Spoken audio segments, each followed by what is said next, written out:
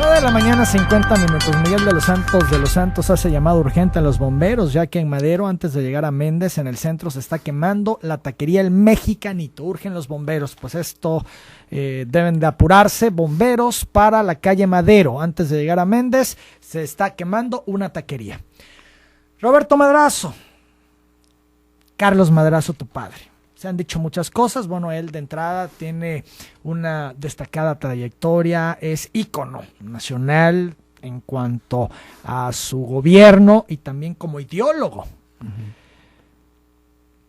Que lo quitaron del camino, que fue un atentado, que lo sacaron de la jugada, no importando quitarle la vida. Este tema, debo decirle al auditorio, Emanuel, que tiene dividida a la familia en la opinión. Lo que voy a decir es una parte, porque no coinciden todos mis hermanos. ¿Es tu versión? Es mi versión, es mi interpretación de las cosas en base a la información que yo he tenido, en base a los amigos de Carlos Madrazo, a las fotografías del avionazo, a conversaciones profundas con actores políticos del momento y periodistas importantes del momento, como Ernesto Julio Teixier y algunos otros como Roberto Chávez en Tamaulipas y algunos más en Nuevo León. Yo estoy convencido que sí lo mataron. Algunos de mis hermanos piensan que fue un accidente trágico, lamentable, triste. ¿Lo mataron porque estaba creando un partido, porque era rebelde, porque estaba generando crítica y no gustó? No gustó nada que él dejara al partido en las condiciones que lo deja. Mira, un paso atrás de la afirmación.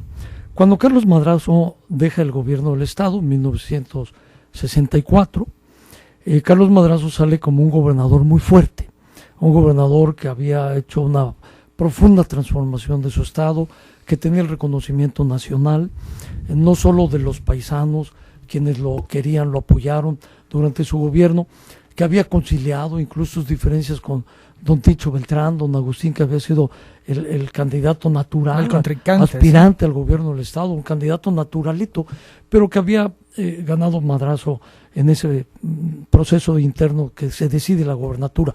Pero concilian, se vuelven nuevamente amigos, trabajan, el Estado sale muy bien.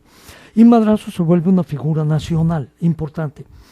El presidente Díaz Ordaz, antes de ser presidente, el candidato Díaz Ordaz le ofrece ir al gobierno de la Ciudad de México. Iba a ser el jefe del departamento central, como se llamaba antes el gobierno de la Ciudad de México. Y Carlos Madrazo se prepara y empieza a preparar lo más importante que requería el Distrito Federal, como lo había hecho en el estado de Tabasco. Se reúne con los más capacitados, los más preparados, porque Madrazo nunca le tuvo temor a la grandeza de sus colaboradores, a que hubiera gente más preparada que él y trabajaran con él. Y Madrazo logra presentar un proyecto que hace temblar a varios políticos cercanos al candidato ya triunfante, en aquel entonces presidente electo Díaz Ordaz, entre ellos Luis Echeverría. Y Luis Echeverría, que había visto siempre en Carlos Madrazo a una persona con la que él se iba a acabar enfrentando por sus posiciones ideológicas tan distintas y su manera de hacer política tan diferente, uno abierto, democrático, transparente, y el otro cerrado, encubierto, obscuro, y bueno, pues se enfrentaron. Y Madrazo no llega al departamento del Distrito Federal, sino que le ofrecen el PRI. Y entonces Madrazo acepta ir al PRI con una condición: que le permitan la democratización del PRI. Y va democratizando el PRI en los 11 meses, 11 días y unas horas que dura como dirigente. Y logra transformar al partido. Y vienen a dirigir los comités municipales, estatales, o a ser candidatos en municipios, en distritos locales, federales. Gente muy joven. Porque él inicia la transparencia que después Carlos Sansores llamó la transparencia democrática, y todo fue tomando vida. Bueno, volviendo al punto de la muerte de Madrazo. Carlos Madrazo representaba para el régimen político de 1964, 65, 66, 67, 68, un riesgo. Madrazo en 65, cuando deja el PRI, él empieza a hacer un punto de quiebre en la vida del sistema político nacional. Recordemos que el Papa Juan XXIII había hecho en la Iglesia Católica también un cisma, ¿no? Había sacudido a la Iglesia Católica, venía impulsándose toda esta rebelión de jóvenes que culmina en el movimiento del 68, que se acaba de conmemorar su 50 aniversario, pero esto Madrazo lo lee a tiempo. Madrazo se da cuenta que había que abrir y transformar y quitar barreras, obstáculos para que la juventud participara y se democratizara y cambiara el régimen político. Lo que hoy tiene que hacer Andrés Manuel López Obrador, cambiar el régimen político. Estamos hablando de 1965. Madrazo lo intenta, tiene que abandonar el PRI porque la intriga de Luis Echeverría convence a Díaz Ordaz. Convence Luis Echeverría en 68 a Díaz Ordaz de que Madrazo está tras del movimiento estudiantil. ¿A él le responsabilizan el movimiento? En alguna parte se le hace responsable. Roberto Madrazo es obligada a la pregunta. ¿Quién fue?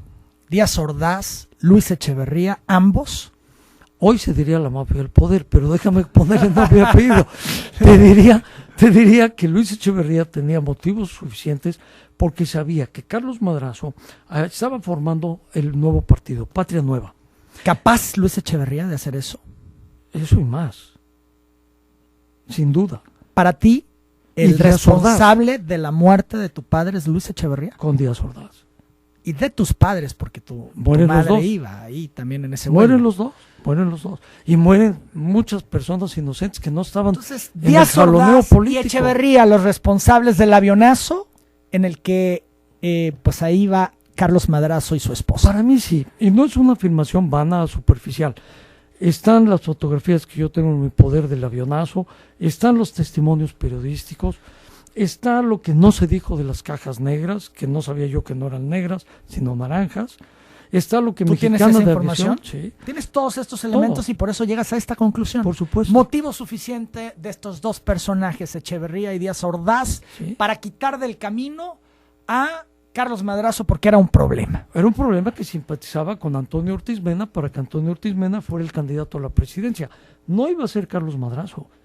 Jesús Reyes Heroles estaba con Carlos Madrazo y con otros muchos dirigentes políticos de la época para impulsar la candidatura de Antonio Ortiz Mena. ¿Cómo te enteras del accidente? Iba yo en el carro de mi madre, saliendo de un examen en junio 4 de 1969, en la mañana, 9:30 de la mañana, salgo, prendo la radio y llevaba yo el carro de mi mamá al taller, me lo habían prestado, yo los llevo al aeropuerto, Manuel.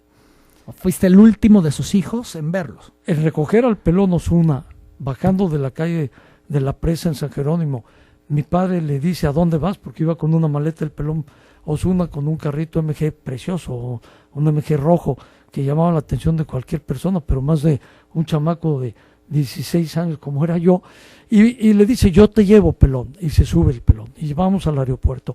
Llegamos al mostrador de Mexicana, se toman la fotografía, Carlos Madrazo, Graciela Pintado y el Pelón Osuna para salir al viaje. Y me dice mi padre, no llegó Darío Vasconcelos. Espéralo y este es su boleto de avión. No te vayas hasta que llegue Darío. Y mi madre le dice, Carlos, Roberto tiene examen. Le dice, pues que se espera que llegue Darío. Y entonces Darío no aparece. Darío Vasconcelos se salva y no va en el avión y no muere. Y Darío Vasconcelos me platica muchas cosas. Luego escribe La voz postrera de la Revolución Mexicana de Carlos Madrazo, un libro bellísimo de los discursos de Carlos Madrazo. Pero bueno, me voy a mi examen, hago mi examen y llevo el carro de mi mamá al taller y prendo la radio y me entero que el avión se había ido a Cuba. En aquel año, parecía ya muy lejano, pero en aquel año del 69 se secuestraban los aviones y se los llevaban a La Habana. Y entonces pensaba yo, como decía el locutor de la radio, que el avión de mis padres había ido a La Habana. Unos minutos después, en el taller mecánico me entero que empieza a circular la versión de un avionazo. ¿Tu reacción? Me voy inmediatamente a la oficina de Carlos, mi hermano, donde estaba la oficina de mi papá.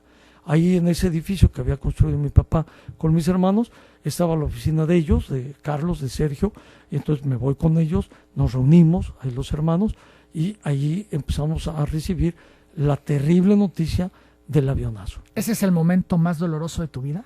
No, el momento más doloroso es cuando enterramos los restos de quién sabe quién en pequeñas cajitas que nos entregaron como si fueran Pero los de nuestros padres. Tiene que ver con el avionazo. Sí, sí. Eso es lo más fuerte que has vivido. He vivido muchas cosas fuertes, pero esa me marcó mucho para ser más humano, pero también para ser más exigente conmigo mismo. Y hay gente que no se explica, Roberto, por qué decides participar en política en el PRI, que de alguna manera fue el partido que elimina a tus padres.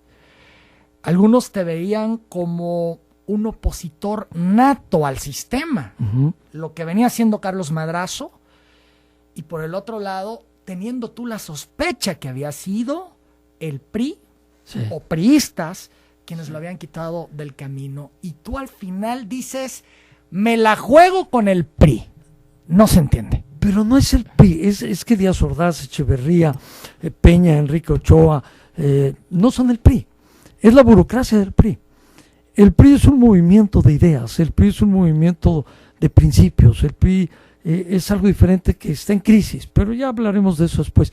Pero yo pensaba en 1970 que la única forma de hacer la transformación de lo que yo creía que había que continuar con la bandera de Carlos Madrazo era haciéndolo dentro del PRI. Yo tenía dos opciones, incluso esta fue una de las últimas veces que se toca el tema en 1987, cuando Andrés Manuel trabajaba con Clara Hussiman en el Instituto del Consumidor y se empezaba a formar la corriente crítica del PRI para impulsar la candidatura de Cuauhtémoc Cárdenas hacia la elección presidencial de 88.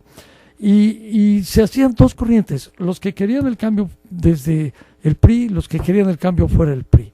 Y yo era de los que quería hacer el cambio y estaba convencido que se podía hacer dentro del PRI. Y en 1970 sí estaba convencido y continué luchando en la democratización del PRI así. 10 de la mañana, 2 minutos. No puedo terminar la entrevista. Vamos a tener que hacer otra pausa. Ofrezco disculpas al siguiente programa. Creo que, dadas las declaraciones, merece la pena abordar un par de temas más. Volvemos. XHT